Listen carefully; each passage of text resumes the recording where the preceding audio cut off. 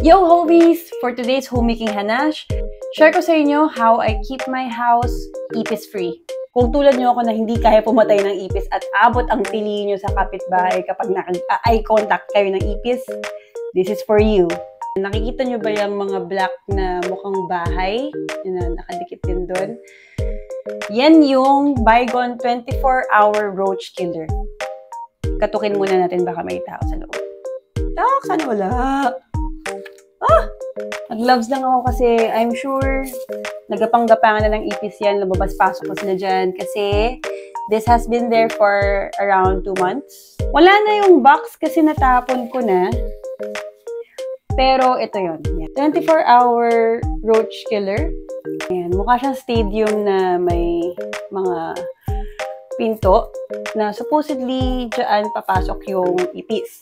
With this product, hindi mo na kailangan humampas ng ipis. Kung i-sprayan ko man siya ng insect killer, hirap na hirap din akong lumapit.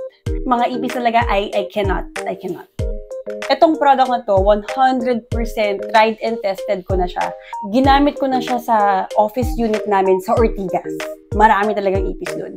Dahil na kapag yung mga building na mga old, yung mga hindi masyado na-maintain, which is nandun yung office namin at that time, ang dami talaga. Nandun yung mga maliliit, yung mga German ipis. Within just 3 months, nawala yung mga ipis. As in, kami lang yung office unit na walang ipis. Ganun siya ka-effective. Now, I use it for my own home.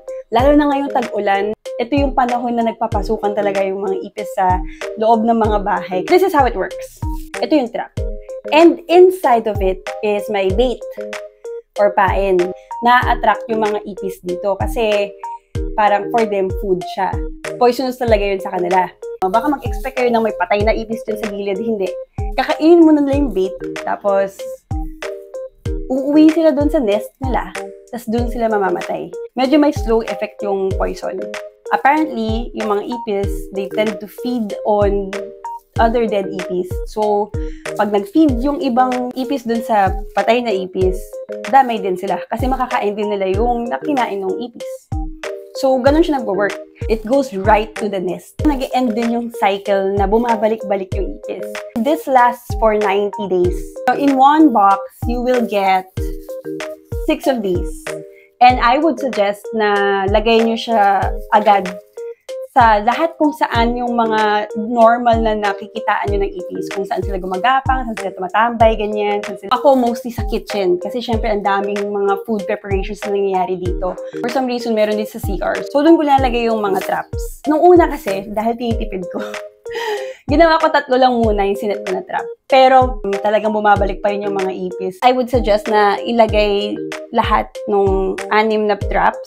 Grabe, in 1 week, napansin ko agad yung less sightings ng ipis.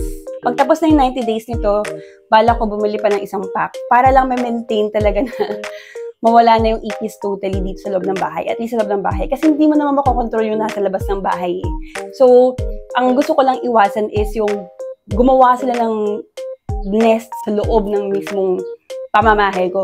Okay siya sa pets kasi naka-enclose yung poison. You can get it anywhere kasi Baygon siya eh. So, you can get it talaga sa supermarkets, anywhere, online, wherever. Follow for more homemaking tips to bring purpose and harmony at home. FYI!